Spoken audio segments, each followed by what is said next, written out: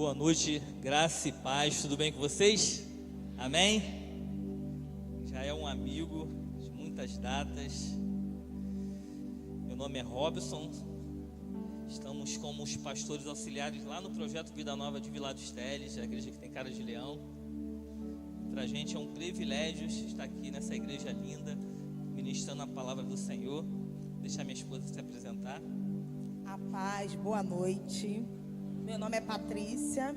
Eu sou a Patrícia do Robson. Eu sou o Robson da Patrícia. E nós juntos somos casados para sempre. Alguém já fez o curso Casados para Sempre?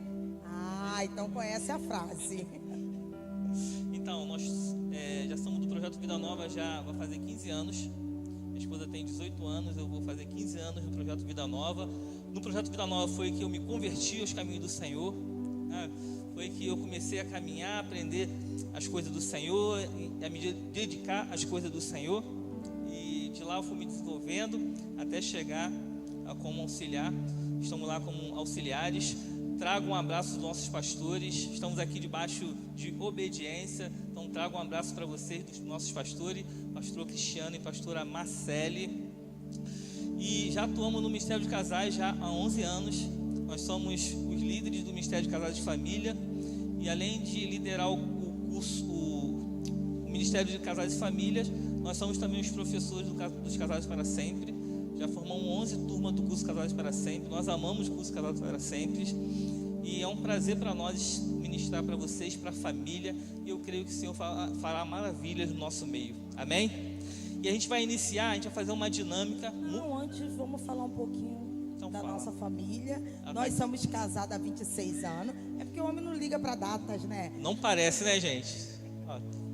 Não parece, né? Corpinho de 26. Temos duas filhas. As duas são casadas. Temos duas netas. Uma de 6 e outra de 4. Eu sou avô, gente. Quem diria?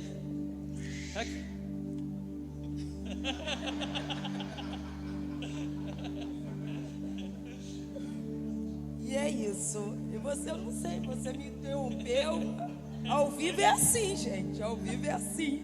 Você me interrompeu, eu fiquei até perdida, mas é isso. Então a gente vai iniciar uma dinâmica que vai terminar no final. Isso aí. Eu vou explicar para vocês. Queria chamar o Ministério da Família para me dar uma ajudinha.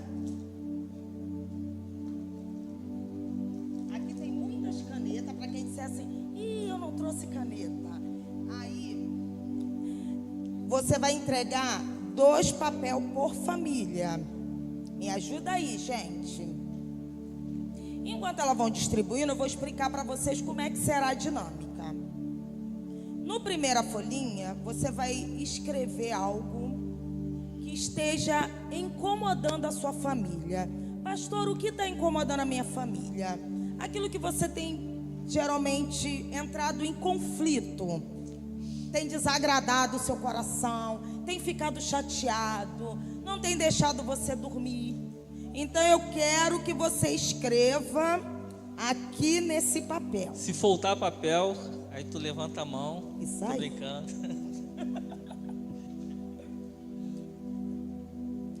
E aí eu vou dar para vocês 2 minutinhos. Tá bom?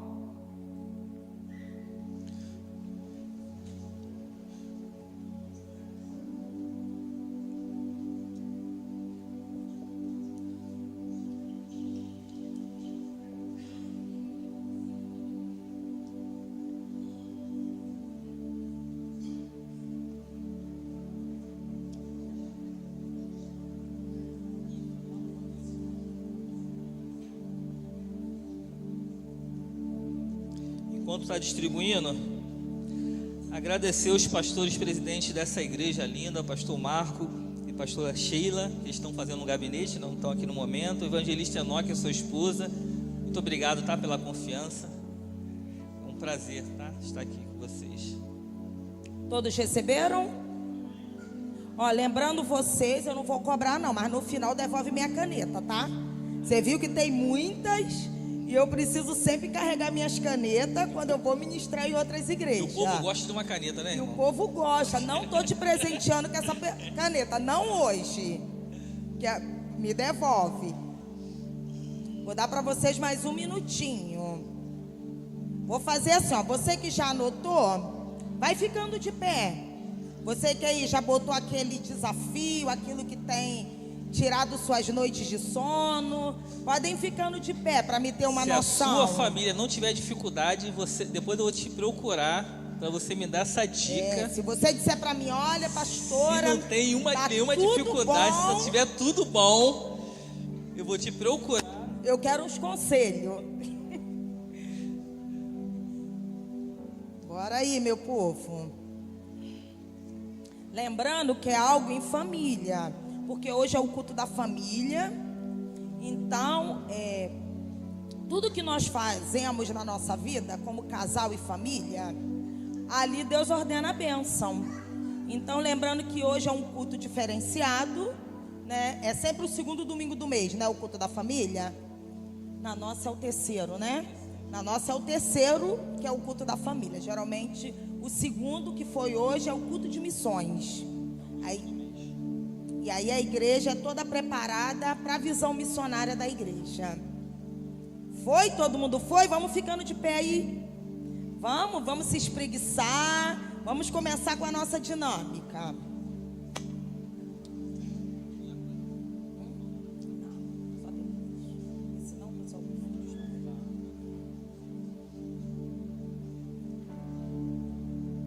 Foi? Lembrando que é na primeira folhinha, tá?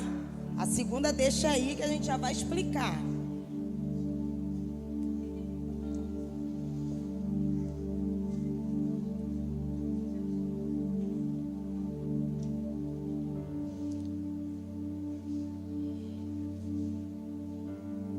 Mais um minutinho.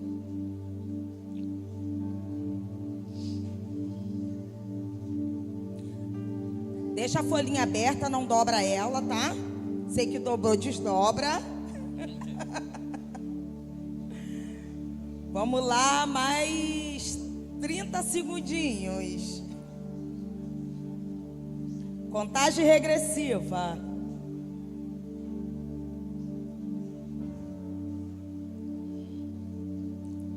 Foi? Eu quero que você que escreveu algo que tem incomodado muito a sua família, levanta o papel bem alto assim. Agora sacode ele aí. Segura na ponta. Segura na ponta e sacode. Na pontinha.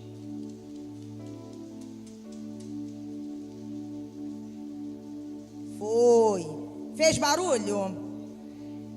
É assim quando a gente tem um problema e não coloca diante de Deus. Pode ser o mínimo possível, faz barulho. Agora aí a massa. Entregando na mão do Senhor, botando nos pés do Senhor. Abre ele de novo. Segura na pontinha. Sacode. Não faz barulho. Você precisa saber aonde você está colocando sua reclamação.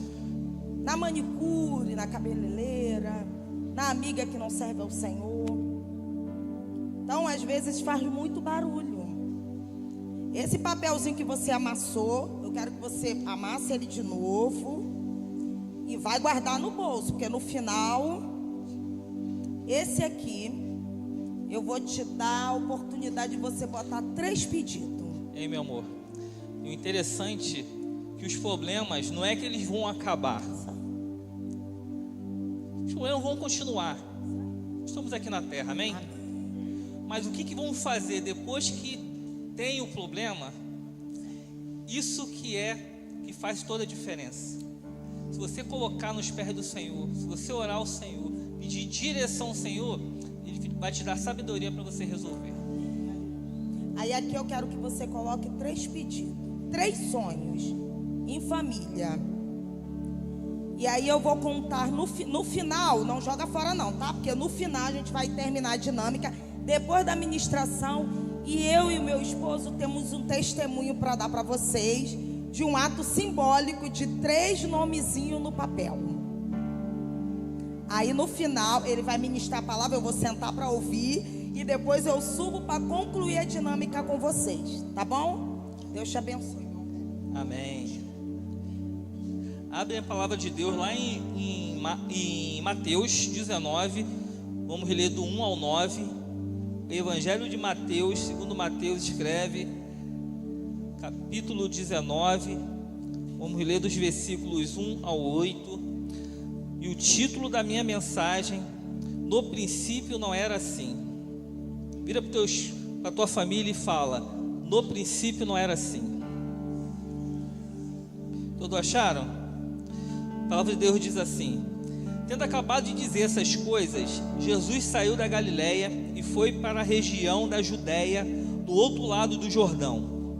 Grandes multidões o seguiam e ele as curou ali. Alguns fariseus, aproximando-se dele para pô-lo à prova, perguntaram-lhe: é permitido ao homem divorciar-se da sua mulher por qualquer motivo? E ele respondeu: Jesus, vocês não leram que no princípio o Criador os fez homem e mulher, e disse: por essa razão o homem deixará pai e mãe e se unirá à sua mulher, e os dois se tornarão uma só carne? Assim eles já não são dois, mas sim uma só carne. Portanto, o que Deus uniu, ninguém o separe. E perguntaram eles, os fariseus: então, por que Moisés mandou dar uma certidão de divórcio à sua mulher e mandá-la embora? Jesus respondeu: Moisés lhe permitiu divorciar-se de suas mulheres por causa da dureza do coração de vocês, mas não foi assim desde o princípio. Nessa passagem que nós lemos, os fariseus, que eram os doutores da lei, eles tentam colocar Jesus à prova sobre a permissividade do divórcio, algo que é detestável aos olhos do Senhor. A palavra de Deus diz que Deus detesta o divórcio. Só que Jesus, com muita sabedoria, ele vai lá no princípio, ele diz aos fariseus: mas vocês não leram que lá no princípio Deus fez o homem e a mulher e disse: por essa razão deixará pai e mãe e se unirá à sua mulher, e os dois se tornarão uma só carne? E os fariseus, novamente, ele tenta colocar Jesus em mais lençóis. Posso acreditar que eles disseram assim: agora peguei Jesus. Por que então deixou Moisés escrever na lei dando permissão ao divórcio, dando permissão à certidão de divórcio e mandar a mulher embora? Aí Jesus, ele vai na raiz de todo o problema. Jesus diz: foi permitido Moisés colocar lá na lei para dar certidão do divórcio por causa da dureza do coração do homem. Esse foi o motivo. Moisés não escreve a lei para dar permissividade ao divórcio, porque o próprio Deus detesta o divórcio. E naquela cultura, naquela ocasião, as mulheres, quando eram mandadas embora sem essa carta, ela não podia reconstruir uma família. Ela ficava mal vista aos olhos da sociedade. Na verdade, a lei foi implementada porque antes já existia o divórcio,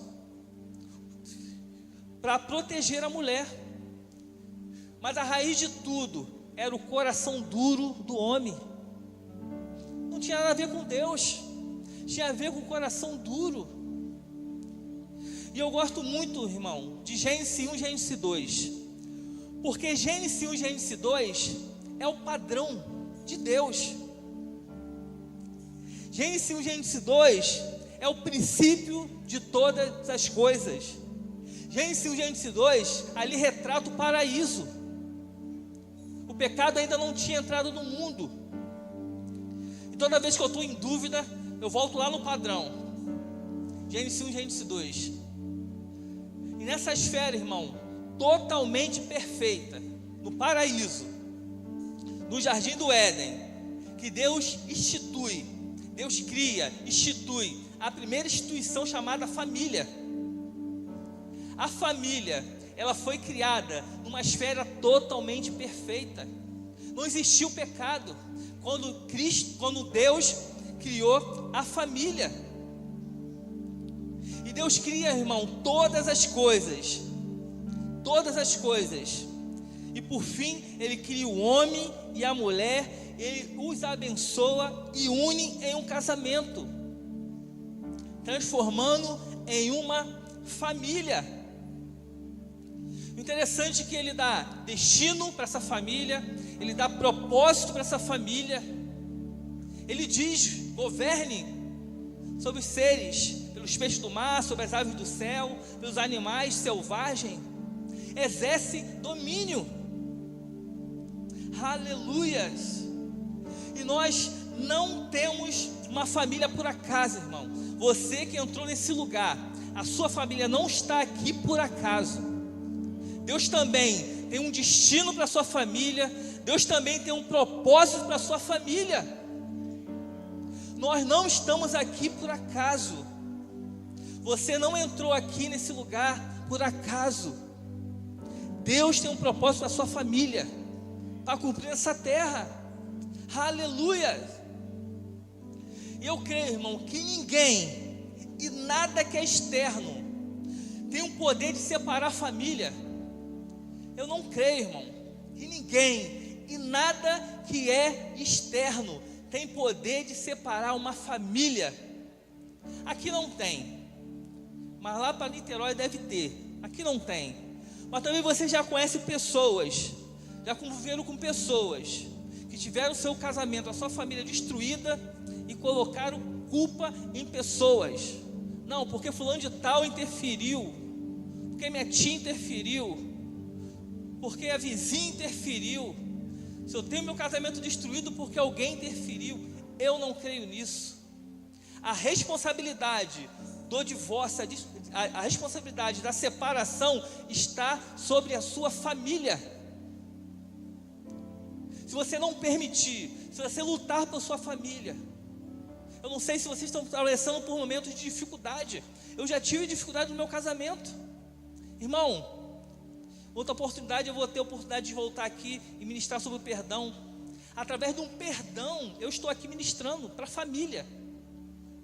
E se eu contar minha história, eu não teria capacidade de estar aqui ministrando. Há 26 anos atrás, o perdão foi fundamental na minha família. Mas a gente tivemos que lutar, tivemos que guerrear. Nós não desistimos. E hoje colhemos o fruto dessa persistência, no nome do Senhor Jesus. E Jesus deixa claro, porque tem muitos divórcios hoje em dia, por causa do coração duro do homem e da mulher. Hoje em dia o que é mais fácil? Se separar. Aí casa de novo, é os mesmos problemas. Ou seja, não era o outro. Os problemas vêm para ser resolvidos. Nós temos o Senhor para nos direcionar. Nós temos o Espírito Santo para nos guiar a toda a verdade. Amém? No nome do Senhor Jesus. Aleluia. Eu não quero trazer culpa. Talvez pode ter aqui presente pessoas que já se divorciaram, que estão no segundo casamento. Não quero trazer culpa. Mas se você se arrependeu, o Senhor jogou no mar do esquecimento. Mas agora, uma dica: faça desse casamento agora, até a morte se separe. Faça desse casamento agora, até a morte os separe. E eu quero destacar, irmão, 3 princípios que Deus estabeleceu lá no paraíso. 3 princípios que Deus estabeleceu lá no paraíso.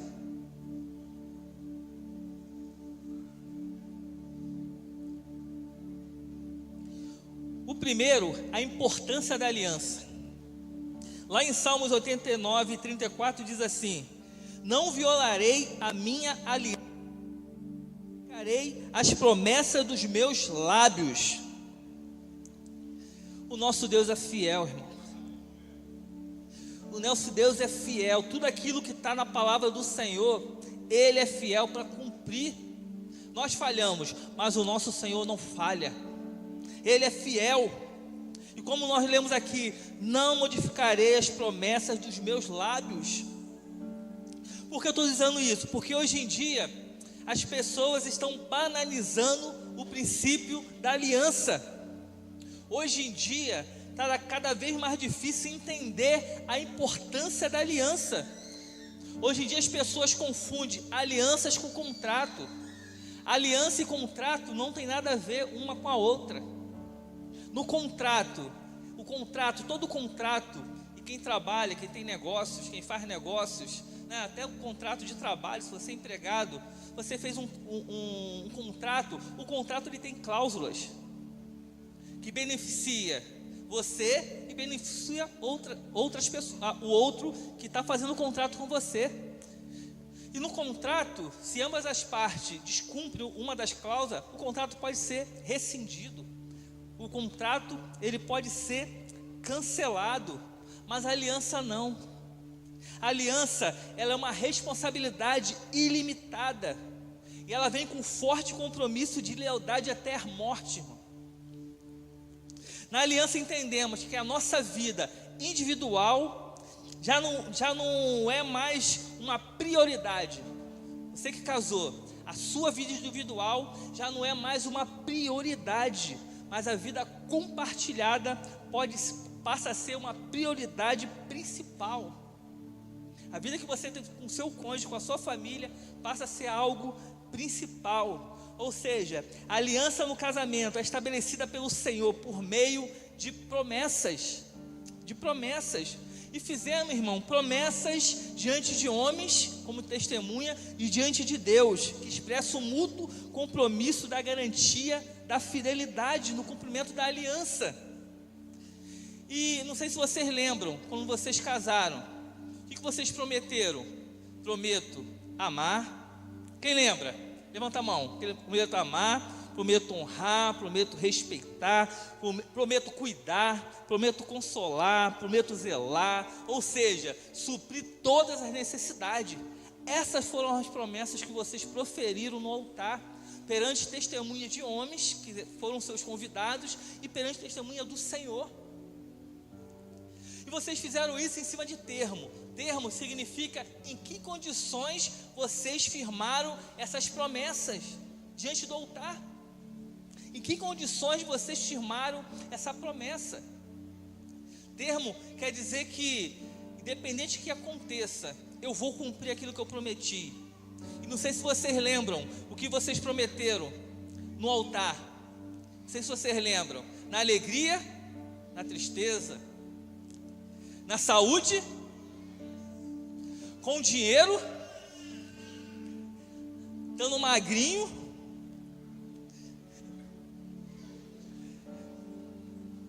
e qual a duração, irmão?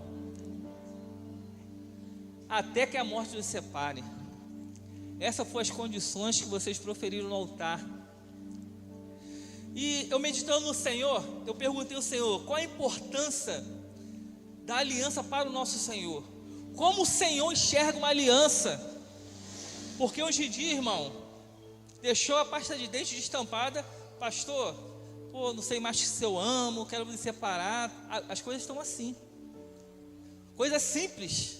As pessoas querem se separar, quer destruir a família. Como Deus enxerga a aliança, irmão, que fizemos. O Senhor me levou lá em 2 Samuel 21. 2 Samuel 21, vamos ler o primeiro capítulo. Diz assim: durante o reinado de Davi, houve uma fome que durou 3 anos. Davi consultou o Senhor, que lhe disse: a fome veio por causa de Saul e da sua família sanguinária, por terem matado os Gibeonitas. Aqui Davi ele colhe uma semeadura que ele não semeou, que foi 3 anos de fome. E ele consulta ao Senhor: Senhor, por que eu estou passando por isso? E o Senhor diz para Davi, para o rei Davi: por causa do rei Saul e da sua família sanguinária que tentou exterminar os Gibeonitas. Só que essa aliança que Israel fez com os gibeonitas também não foi no reinado de Saul, foi lá em Josué. Isso tem mais ou menos, irmão, uns 4 séculos atrás, quando Josué, ele entra na terra prometida, não sei se vocês vão lembrar, e aí ele derrota Jericó, ele derrota o reino de Ai. Aí os povos ao redor ficaram aterrorizados, e esse povo, os gibeonitas, eles tentaram bolar uma estratégia. Vamos ter que fazer um pacto de aliança com esse povo. Eles ficaram com medo. Então eles vestiram roupas velhas, pegaram pão endurecido, odre velho, calçados gastos, e foi ao encontro de Josué. E chegando ao encontro de Josué e todos os líderes de Israel, eles disseram: vimos o que o seu Deus fez lá no Egito, e queremos fazer uma aliança com você. Aí Josué disse para aquele povo: como saberemos que vocês não são povos de perto? E ele disse para Josué: olha, esse pão, quando saímos, eram frescos, as nossas roupas eram novas, nossos sapatos, nossos calçados eram novos, nosso odre era novo. Estamos andando há meses. E uma coisa que Josué fez, que muitas das vezes fazemos, que a palavra de Deus diz: Josué, ele não consultou ao Senhor.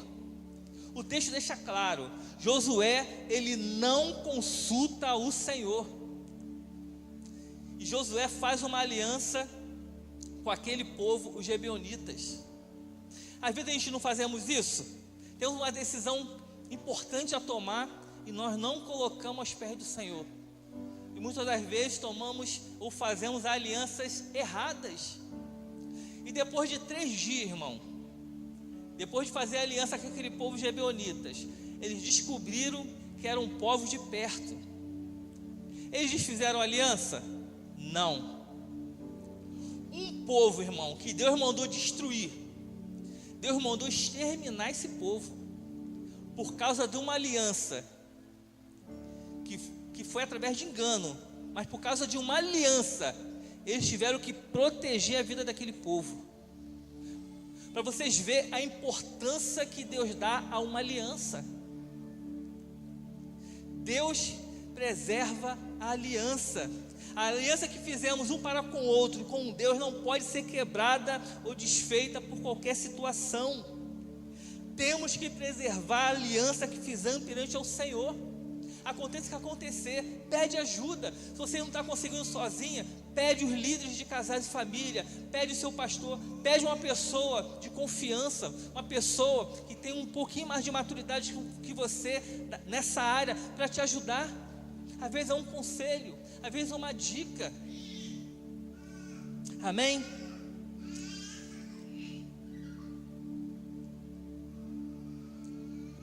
Segundo, transparência em tudo que faz. Um dos princípios que tinha lá em Gênesis 1 e Gênesis 2, antes do pecado, eles eram transparentes em tudo e que faz. Lá em Gênesis 2, 25 diz assim: o homem e a sua mulher viviam nus e não sentiam vergonha. Irmão, quando Deus institui o casamento, ou seja, a família, como base de toda a sua criação, a palavra de Deus diz que eles viviam nus e eles não sentiam vergonha. Isso aponta, irmão, para transparência em tudo. Ou seja, Adão e Eva, eles eram totalmente transparentes no corpo, na alma e no espírito. Nessas 3 áreas, ele era totalmente transparente. E fazendo uma aplicação para o dia de hoje, eles não tinham segredo entre eles. Eles compartilhavam tudo. A família tem que compartilhar tudo. Os cônjuges têm que compartilhar as coisas um para com o outro. Os filhos têm que compartilhar com seus pais. Os pais têm que compartilhar com seus filhos. O segredo não pode ser instalado na família. Eles tinham liberdade para acessar a qualquer momento o celular um do outro. Ah, meu Deus. não tinha essa de segredo, de senha. Um ou outro tinha liberdade de acessar o celular um do outro. Eles tinham liberdade para compartilhar, irmão, as suas emoções. Quando você está triste, angustiado, é o seu cônjuge que é o seu melhor amigo para compartilhar? Ou a sua amiga da manicure? Ou a sua cabeleireira? O seu cônjuge que tem que ser o seu maior conselheiro. Eles tinham liberdade para compartilhar os sonhos. Com outras famílias já não sonham mais. Sonhos. Nós temos que ter sonhos, independente se está muito distante. Sonhar faz bem. Estamos no começo do ano, já estamos em fevereiro. Em fevereiro, né, as pessoas traçam planejamentos, né, metas e também sonhos. Quantos aqui têm sonhos? Aleluias! Eles tinham liberdade para compartilhar os seus anseios, as suas dificuldades, a sua alegria, ou seja, eles tinham liberdade para compartilhar tudo, irmão. Liberdade para compartilhar quando tu está no teu trabalho, a irmã lá começa a puxar assunto com você e você não sabe o que fazer, né? Você ter essa confiança de chegar para tua esposa e falar, ó, vamos orar porque a Jezabel, essa confiança, irmão, eu sei que é difícil, essa confiança, irmão, nós temos que ter na nossa família, amém? Por que eu estou falando isso? Porque o segredo é uma arma contra a família. O segredo é uma arma contra a família. E Satanás, o inimigo, sabe muito bem usar isso, irmão. Ele usa isso contra a nossa vida como casal e como família. Irmão, eu creio, e quantos creem, que o inimigo não tem poder sobre nossas vidas? A palavra de Deus diz que fomos remidos pelo sangue do Cordeiro. Fomos lavados, fomos remidos pelo sangue do Cordeiro. E além de ser lavado e remido, ele acampa anjos ao nosso redor, irmão. O diabo não tem vez na nossa família. Estamos blindados em Cristo Jesus. Mas o inimigo, ele é especialista de colocar coisas externas, que muitas das vezes são pensamentos, né? São pensamentos que eles jogam, são dúvidas que eles jogam, são coisas externas. O inimigo é especialista em coisas externas, e muitas das vezes essas coisas externas instalam nos nossos pensamentos. Por isso que nós temos que cuidar dos nossos pensamentos. Lá em Provérbios 4:23 diz assim: acima de tudo, guarde o seu coração, pois dele depende toda a sua vida. Temos que guardar o nosso coração. O coração aqui aponta para pensamentos. O que você tem ouvido? Aquilo que você tem assistido? Com as pessoas que vocês têm andado? São pessoas que amam o Senhor? São pessoas que preservam a família? Temos que guardar os nossos pensamentos. Nosso pensamento, irmão, é a batalha da mente. O inimigo tenta trabalhar nos nossos pensamentos. Aleluia, louvado seja o nome do Senhor. Como eu falei, os pensamentos apontam para o nosso pensamento. O inimigo planta em nossos pensamentos coisas ruins, irmão. Isso eu chamo de semente. E muitas das vezes semeamos em nossos corações esses pensamentos ruins. Quando ele chega às 7 horas, deu 7:30, meu Deus, será que ele está fazendo? Pensamentos ruins. Muitas das vezes colocamos no nosso coração, irrigamos e dando crédito. Toda vez que você dá crédito à mentira de Satanás, você está irrigando uma mentira de Satanás no teu coração. E não tem jeito, irmão. Se você dá crédito, isso vai trazer mágoas e que nos faz maus. Os frutos são as suspeitas, a desconfiança, os ciúmes, não acreditar mais nas promessas de Deus para a sua vida, para a sua família. E isso, irmão, vem distanciando as famílias e casais hoje em dia. Nós que cuidamos de casais, né, o número de problemas de casais dentro da igreja, que amam o Senhor, com problemas no casamento, na família, problemas com os filhos. Mas eu creio que Jesus veio para redimir a humanidade e restaurar o relacionamento original com Deus que Adão havia perdido lá no paraíso.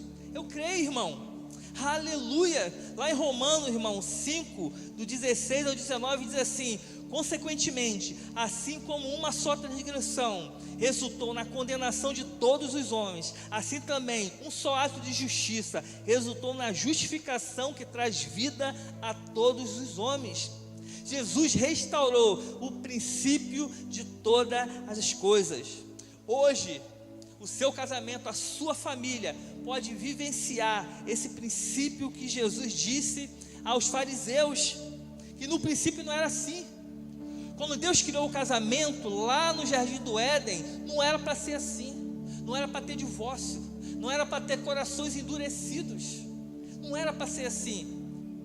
Quantos aqui foram remidos pelo sangue do Cordeiro? Quantos aqui são nova criatura? Então o seu casamento pode vivenciar aquilo que o Senhor projetou lá no Jardim do Éden, porque não estamos mais debaixo de maldição, irmão. Aleluias. Pelo um só ato de justiça resultou na justificação que traz vida a todos os homens. Aleluia. Quem pode aplaudir o Senhor? Aleluia.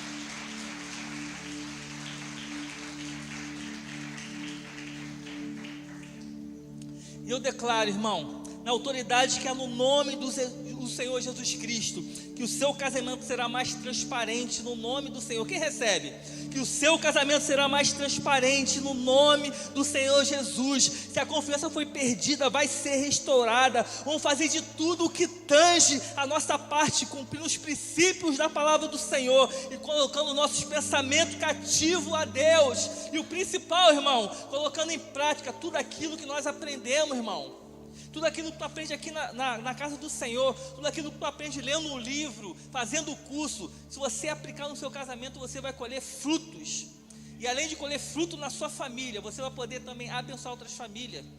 Porque aquilo que você aprende não só serve para você, aquilo que você aprende é para compartilhar com outros.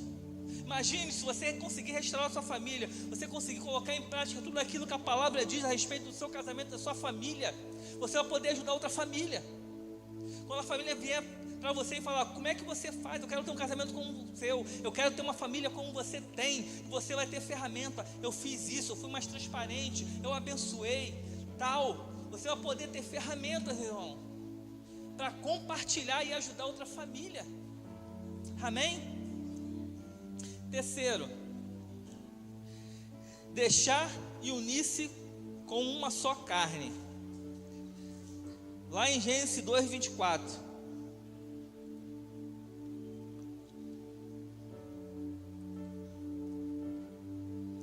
Gênesis 2:24 diz assim: por essa razão, o homem deixará pai e mãe e se unirá à sua mulher, e eles se tornarão uma só carne. Isso, irmão, aponta para a morte da nossa vida independente. As nossas particularidades agora são compartilhadas com o nosso cônjuge. O nosso eu, que está no singular, não mais faz parte da nossa vida.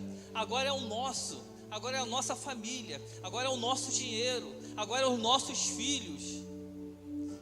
Agora é tudo nosso, não é sua dívida. O erro não é do seu cônjuge, o erro é nosso. Se um errou, o outro ajuda a consertar, irmão. Aleluia. E para construir a sua família, você precisou ter sabedoria, irmão, creio. Se você escolheu a mulher que está do seu lado, você escolheu o homem que está do seu lado, a construir essa família linda, você precisou ter sabedoria do Senhor.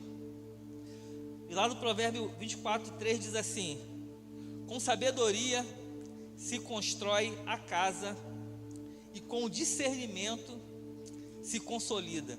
Tem umas versões que diz: com sabedoria se constrói a casa, e com a inteligência ela se mantém. Vocês tiveram sabedoria para construir uma família, mas vocês vão precisar de muito mais inteligência para você manter, para você fazer a manutenção da sua família.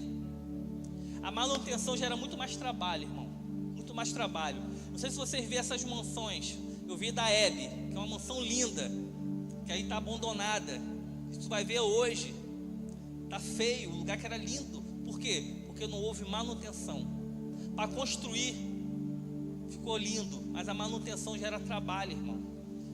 A manutenção que você tem que ter com a criação dos seus filhos, com o seu cônjuge, vai precisar de muita inteligência, irmão. Por isso que nós temos que buscar entendimento na palavra do Senhor. Por isso que nós temos que buscar entendimento em cursos voltados para casal, para família, para filhos.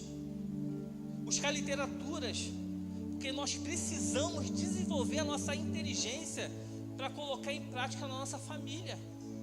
Essa é uma responsabilidade minha e sua. Tem coisas que nós vamos pedir ao Senhor, mas tem coisas que são nossa responsabilidade.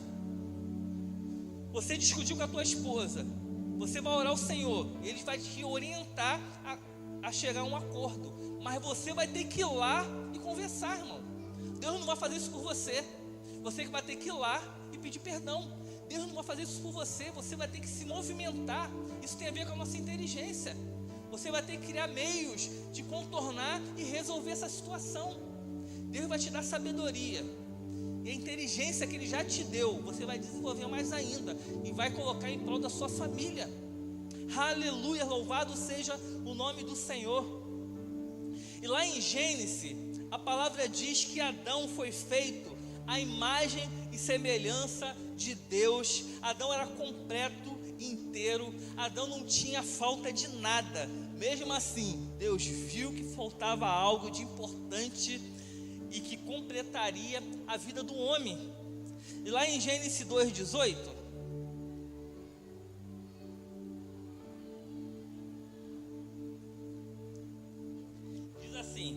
diz assim, então o Senhor Deus declarou: não é bom que o homem esteja só, farei para ele alguém que lhe auxilie e que corresponda. E aqui eu quero ressaltar a importância da mulher na vida do homem.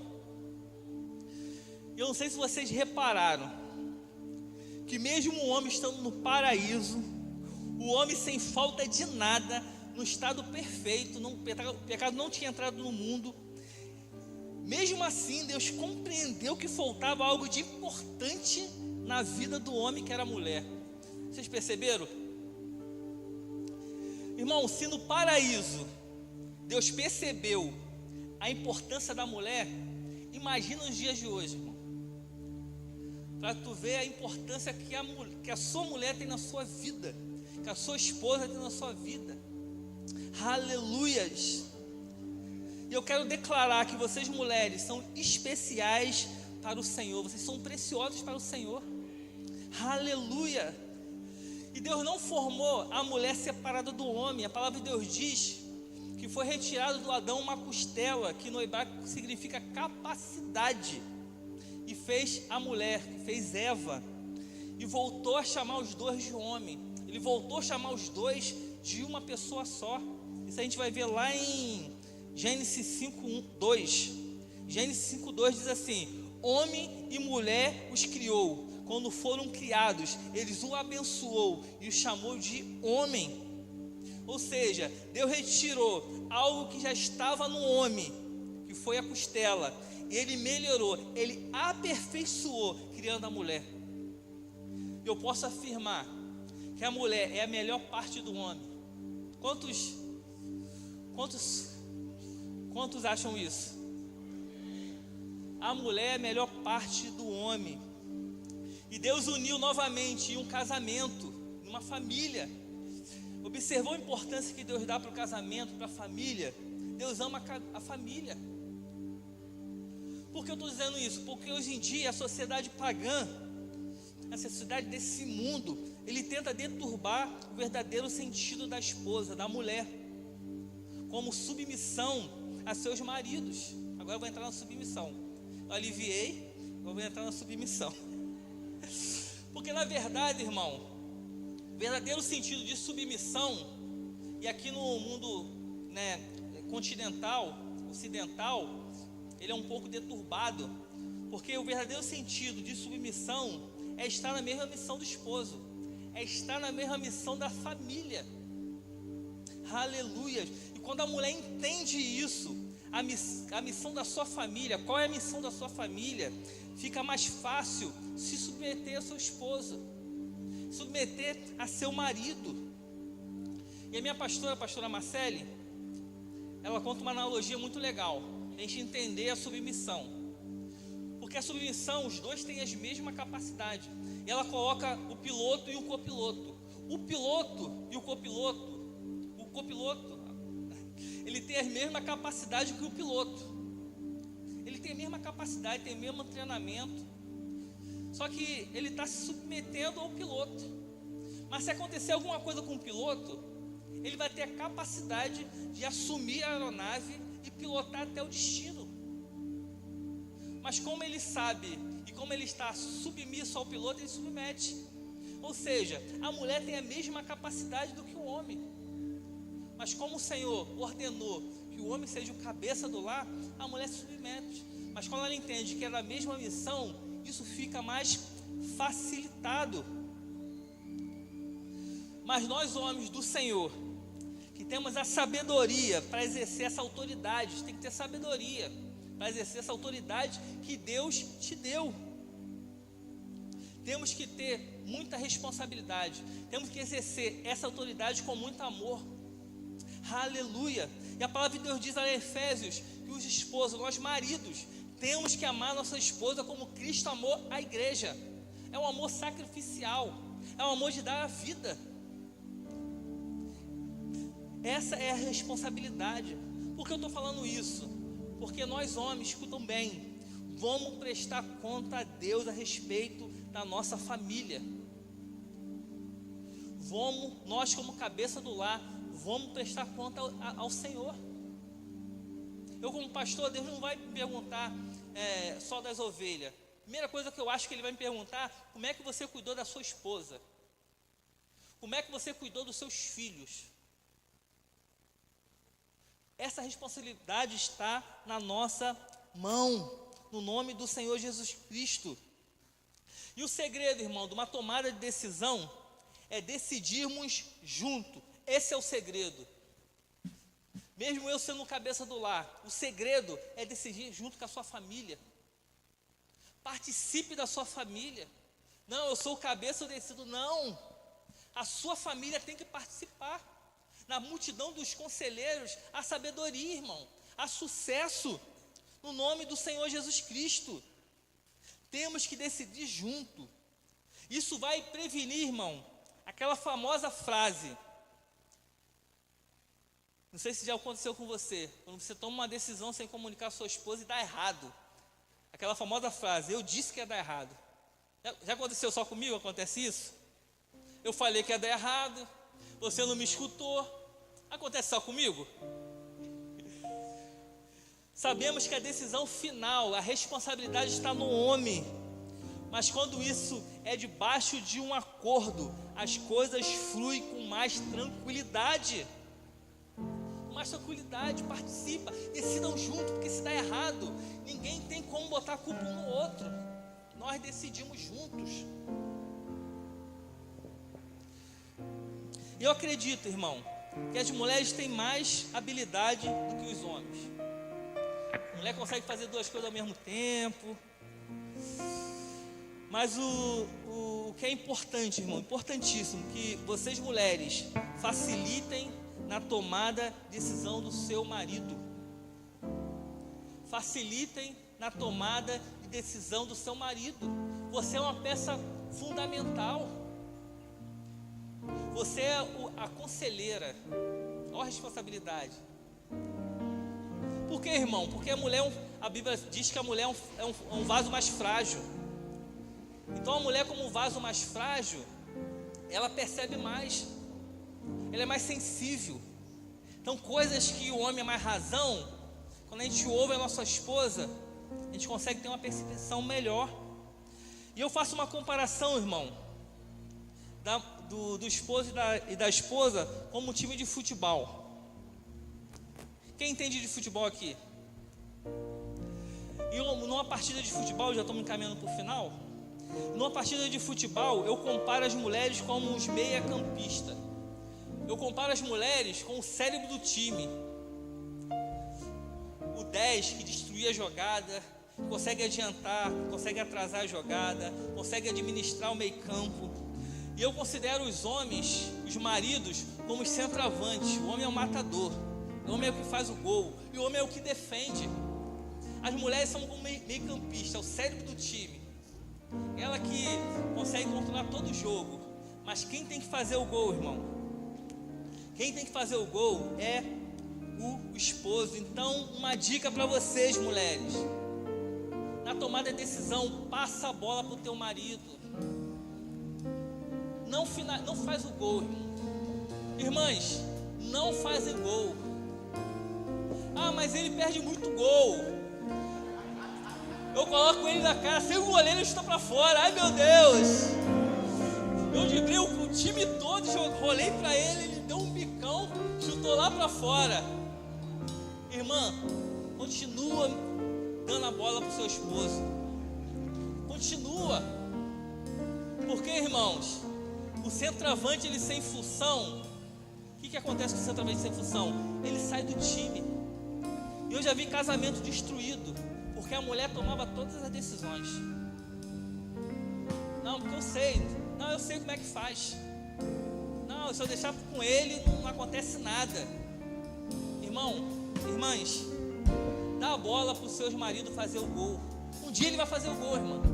Eu sei que você já deixa preparado, já deixa tudo organizado. Eu sei que a ideia foi sua, irmã. Eu sei que você fez 90%. Ah, mas o crédito vai ser dele. Deixa o crédito ser dele, irmã. Porque Deus fez assim. A decisão final, tomar a decisão tem que ser do esposo. E o centroavante, ele é o que ganha mais, né? É o que fica na banheira, é o mais famoso e é o que ganha mais.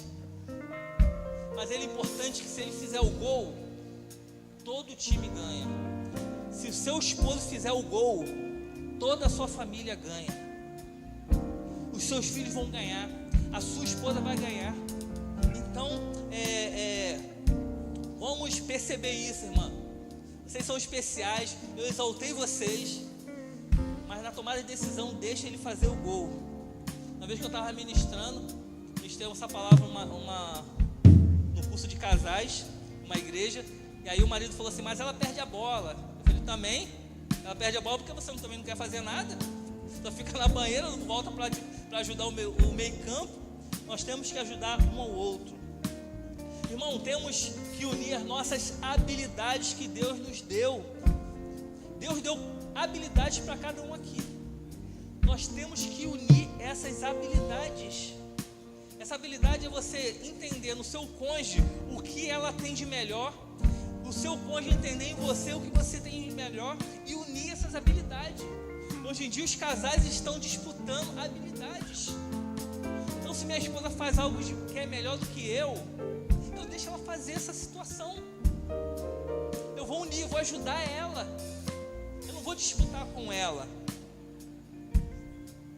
Aleluias. Deus colocou dentro de nós certas habilidades, irmão. E corresponder a essas habilidades, chamamos de responsabilidade. Todas as vezes você assume uma habilidade, você assume uma responsabilidade.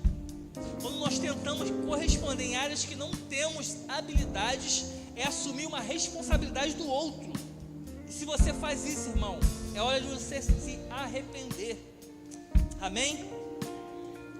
Eu já quero terminar. Vem cá, meu amor.